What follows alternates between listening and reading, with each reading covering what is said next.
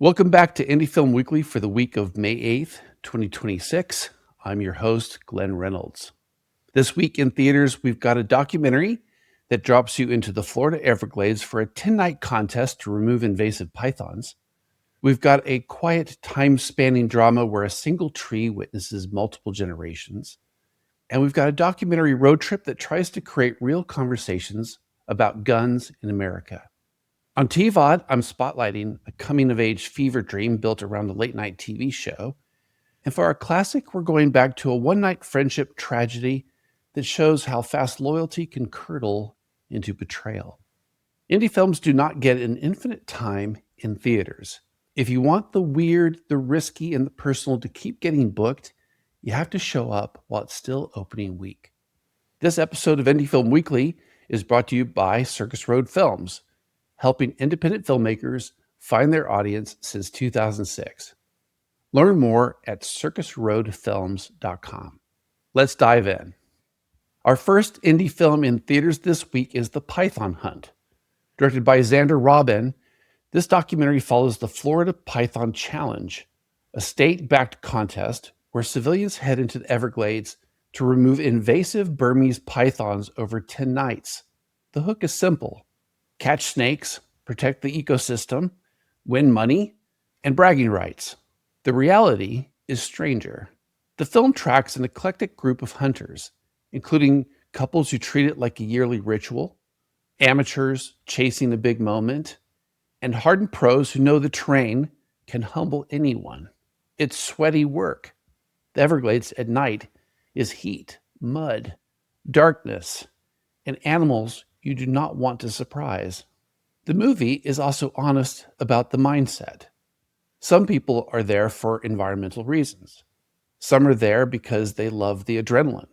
Some are there because they want to be the kind of person who can do this. Robin keeps returning to how a public challenge turns a complicated ecological crisis into entertainment, and what gets lost when problem solving becomes a spectacle.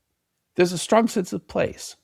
Headlamps, swamps, airboats, long waits in the dark where nothing happens until suddenly everything happens. The film builds tension without pretending pythons are movie monsters. The real drama is human, ego, competition, and the desire to feel useful in a world that rarely hands you a clear mission. Our second indie film in theaters this week is Silent Friend. Written and directed by Hideko Inyeti, this drama follows a single ginkgo tree in a German university town across 3 time periods: 1908, 1972, and 2020. The tree is not a mascot or a magic trick.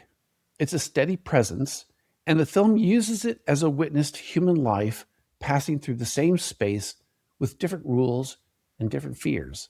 Each chapter focuses on a different set of people whose choices get shaped by the world they live in and by what they cannot control. The tree becomes a kind of anchor, not because it fixes anything, but because it keeps standing there while everything else changes. Tony Leung and Lee Sedou are the recognizable faces, and the casting signals the film's scale: intimate scenes, but big emotional range. Inyeti is interested in how people search for meaning and how often they reach for nature as proof that their lives matter. The structure lets you feel the echo between eras: what repeats, what evolves, and what stays stubbornly human. It's also quietly funny at times because history has a way of making our certainties look fragile. If you like films that reward attention, this is the one to see on a big screen where time can feel physical.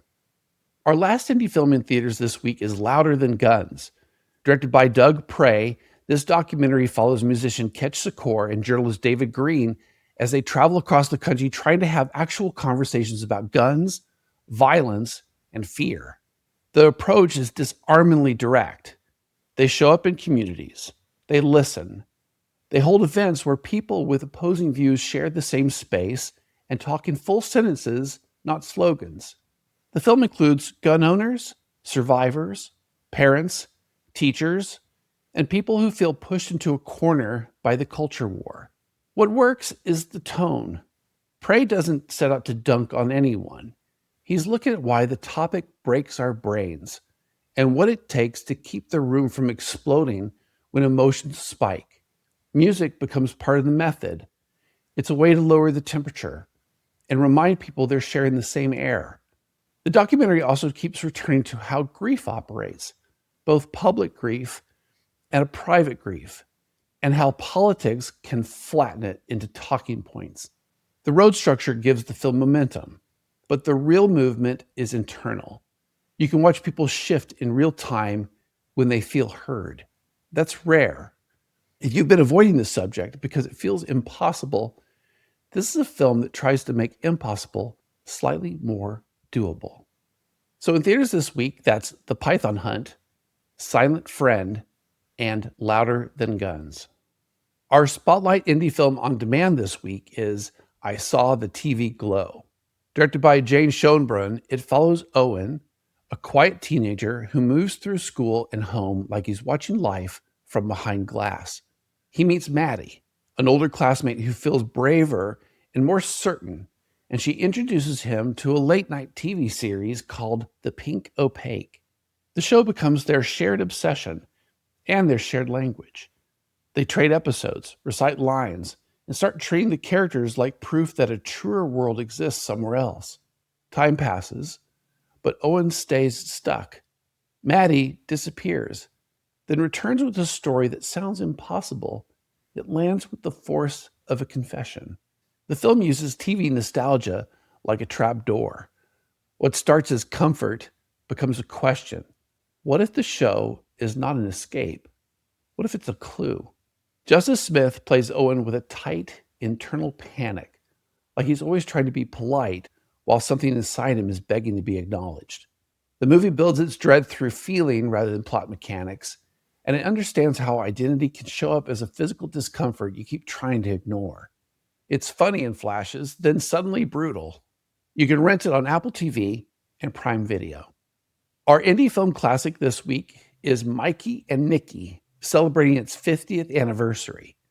Written and directed by Elaine May, it takes place over one long night and follows two lifelong friends in Philadelphia as everything falls apart. Nicky is panicked and convinced the mob has put a hit on him. He calls Mikey for help, and Mikey shows up like a guy who wants to be loyal, but also wants to stay alive. The film is a pressure test of friendship. The men talk, stall, argue, make up, and betray each other in tiny increments, with every new location feeling less safe than the last. John Cassavetes plays Nicky with raw fear that keeps flipping into rage. Peter Falk plays Mikey with a smoothness that starts to feel like strategy.